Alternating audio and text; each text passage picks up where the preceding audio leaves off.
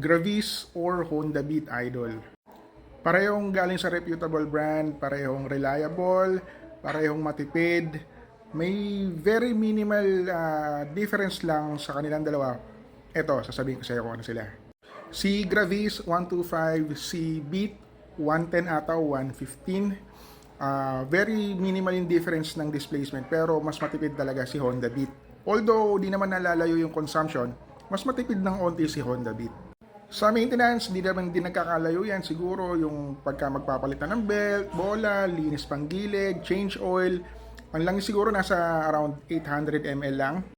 Kung sa storage naman, medyo nalalamang dyan si Yamaha kasi napaka-generous ng storage ni Yamaha Gravis.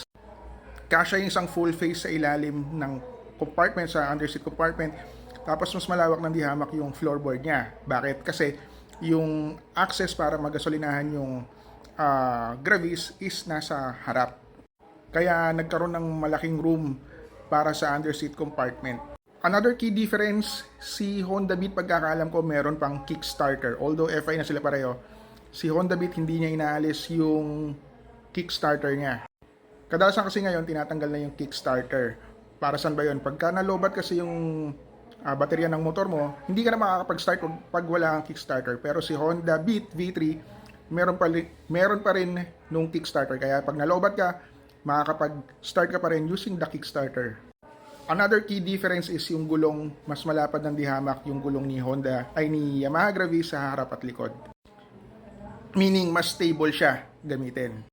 Siyempre, kung mas malaki yung gulong, mas malaki din yung gastos mo pagka nagpalit ka na ng gulong. So kung ano pipiliin, nasa sayo yan kung anong pangangailangan mo.